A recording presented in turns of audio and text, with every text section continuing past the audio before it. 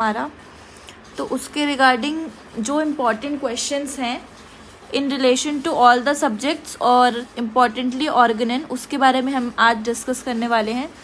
तो सबसे पहले तो हमें एक बार ये रिवाइज करना है कि हमारा जो एग्ज़ाम का जो पैटर्न है उसमें फॉर ईच करेक्ट आंसर हमें +4 जो है वो मिल रहा है और -1 जो है वो मिल रहा है फॉर इनकरेक्ट।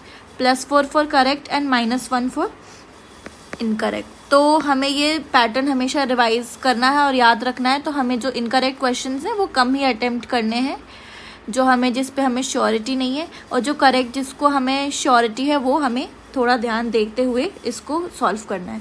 तो अगर हम पैटर्न की बात करें तो इस बार हमारे पास ऑलरेडी मार्क्स डिस्ट्रीब्यूशन आ चुका है, जिसमें कि ऑर्गेनन का हमें देखना है। तो मटेरिया, ऑर्गेनन, रिपर्टरी जो है, इन सभी में सारे ये जो सब्जेक्ट्स हैं इन सब में 16 क्वेश्चंस जो हैं वो मेजॉरिटी जो 16 क्वेश्चंस हैं इसको वो कवर करता है। तो 16 क्वेश्चंस जो हैं दैट इज़ वेरी इंपॉर्टेंट पर सब्जेक्ट से। तो जो 16 क्वेश्चंस हैं उनमें मटेरिया भी 16 दे रहा है, ऑर्गेनन भी दे रहा है, रिपोर्टरी भी दे रहा है। और अगर हम फार्मेसी की बात करें तो फार्मेसी जो है that is giving us almost 12 questions, है ना। तो ये जो सारे होम्योपैथिक सब्जेक्ट्स हैं इस पर ऐसे अभी हमें थोड़ा ज़्यादा अच्छे से ध्यान देते हुए इसको रिविज़न करना है। और रही बात एलाइट की, तो जो एलाइट सब्जेक्ट है उसमें अगर हम देखें तो पीएम जो है अभी सबसे ज़्यादा इम्पॉर्टेंट है, क्योंकि इसमें again we are having 16 questions PM में। और ऑब्स-गायनी जो है that is also again important, जिसमें 8 क्वेश्चंस हैं।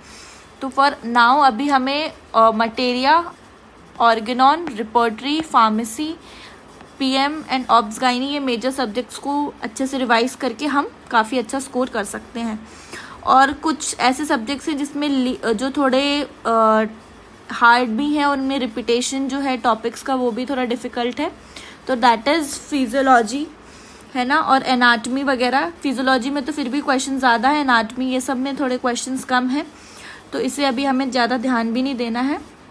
और जैसे एफएमटी ये सब हुआ इसमें काफ़ी कम क्वेश्चंस आते हैं, तो अभी हमें इन जनरल होम्योपैथिक सब्जेक्ट्स पे सबसे ज़्यादा ध्यान देके एलाइड में पीएम और ऑब्स-गायनी को अभी हमें ध्यान देना चाहिए।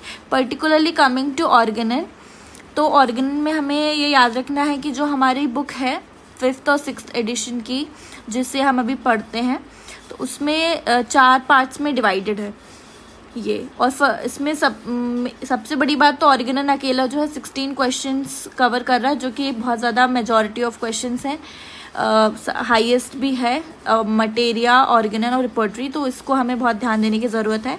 तो इसमें 4 पार्ट्स में जैसे कि डिवाइडेड है, इंट्रोडक्शन, प्रीफेस, एफोरिज्म्स और अपेंडिक्स।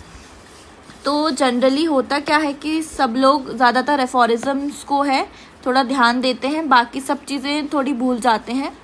और तो बट हमें ऐसा करना नहीं है। इंट्रोडक्शन, प्रीफेस में भी हमें काफ़ी ध्यान देना है, क्योंकि प्रीफेस और इंट्रोडक्शन जो है वो ऑलमोस्ट 2 to 3 क्वेश्चंस जो है वो कवर करता है। और जो अपेंडिक्स वाला पार्ट है वो भी इम्पॉर्टेंट है हमारे लिए, तो इसे भी हमें पूरी तरीके से ध्यान देते हुए पढ़ना है। तो प्रीफेस और इंट्रोडक्शन में सारे एडिशंस का प्रीफेस दे रखा है, तो वो हमें ध्यान दे के पढ़ना है। 1st, 2nd, 3rd, 4th कहाँ से पब्लिश हुआ ये सब हमें ऑर्गेनन की बुक में लिखा हुआ है।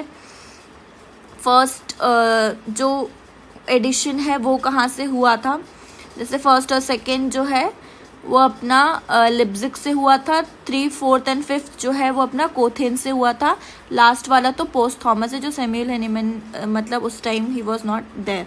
तो ऐसे हमें चीज़ें याद रखनी है। इंट्रोडक्शन में भी हमें सारी सोर्स बुक के बारे में लिखा हुआ है और उससे भी क्वेश्चंस फॉर्म होते हैं।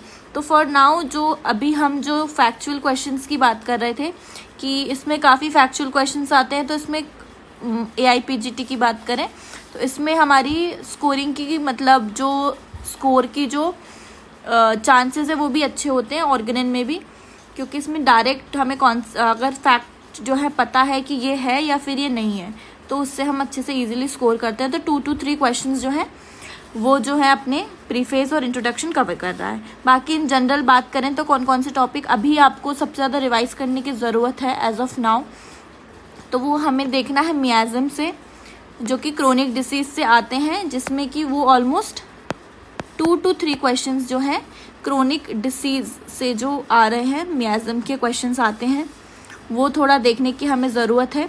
सबसे मोस्ट इम्पॉर्टेंटली एफोरिज़म्स को हमें ध्यान देने की ज़रूरत है, और फुट नोट में तो वो हमें ध्यान देना है कि किस फुट नोट में किस चीज़ के बारे में बात की गई है। जैसे एफोरिज़म अपना 11 की फुट नोट में मटेरिया पिकेंस की बात की है, ह्यूफ्लिन जनरल जो है एफोरिज़म नंबर 8 में बात की गई है उसके बारे में, है ना। तो ऐसे मॉन्ग्रेल सेक्ट जो है 149 में है।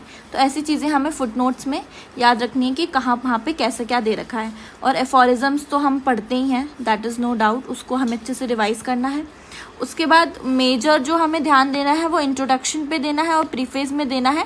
अगर हमारे एक बार ये हो रखा है एफोरिज़म्स, तो फर्स्ट तो एफोरिज़म्स ही है हमारा इम्पॉर्टेंट, फुट नोट ही है, लेकिन इंट्रोडक्शन और प्रीफेस को हमें छोड़ना नहीं, क्योंकि इसमें 3 to 4 क्वेश्चंस अराउंड हमें मिल सकते हैं। उसके बाद अगर जो भी हमारे स्टॉलवर्ड्स जो हमारे पायोनियर हैं उनकी जो भी राइटिंग्स हैं, है ना, कि जैसे ह्यूफ्लिन जनरल कब आया, ये सब के बारे में भी हमें थोड़ा ध्यान देते हुए इसके सबके डेट्स वगैरह ये सब चीज़ें याद रखनी है।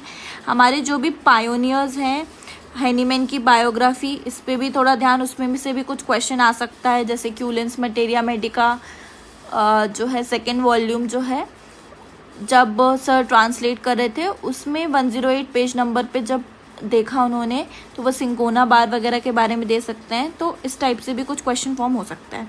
उसके बाद केंट के जो 12 ऑब्जर्वेशंस हैं ये भी हमें बहुत इंपॉर्टेंट है, क्योंकि ये बहुत छोटा टॉपिक है और इससे भी काफ़ी क्वेश्चंस एक क्वेश्चन तो बनता ही है। तो जैसे ये केंट 12 ऑब्जर्वेशन अगर हमने छोड़ दिया तो एक क्वेश्चन यहाँ से चले जाएगा। तो ऐसे करके केंट 12 ऑब्जर्वेशन को हमें ध्यान रखना है ना, कि केंट 12 ऑब्जर्वेशन पढ़ेंगे हम। स्टॉलवर्ड्स जो हमारे पायोनियर हैं उनके बारे में, इंट्रोडक्शन, प्रीफेस, राइटिंग के बारे में, फुटनोट और एफोरिज़म्स और क्रोनिक डिसीज़ जो है, इन सब के बारे में हमें थोड़ा ज़्यादा ध्यान देने की ज़रूरत है। हमें ये याद रखना है कि AIPGT में मोस्टली जो हमें क्वेश्चंस पूछे जाते हैं वो फैक्ट्स, डेट्स, इन सब चीज़ों के बारे में ज़्यादातर पूछे जाते हैं, जो कि मतलब या तो ये आंसर है या तो ये आंसर नहीं है, वेदर इट इज़ राइट और वेदर इट इज़ रॉन्ग। तो फैक्ट्स जो क्वेश्चंस हैं उस पर हमें ज़्यादा ध्यान देने की अभी ज़रूरत है, क्योंकि हमारे पास अभी काफ़ी टाइम कम है। तो द मेन थिंग व्हाट अभी हमें जो करना है दैट इज़ रिविजन, क्योंकि अभी हमारे पास सिर्फ 3 या 4 ही दिन बचे हैं। और बहुत से जो मेजॉरिटी मतलब कुछ क्वेश्चंस, नॉट मेजॉरिटी बट कुछ क्वेश्चंस जो है हमारे पेज में भी डले हुए हैं, तो एक बार आप जाके उनको रिवीजन कर सकते हो होमो 05 पे, तो आपको वहाँ से आप देख सकते हैं। तो वो भी है। और बस that's all for today. Thank you so much.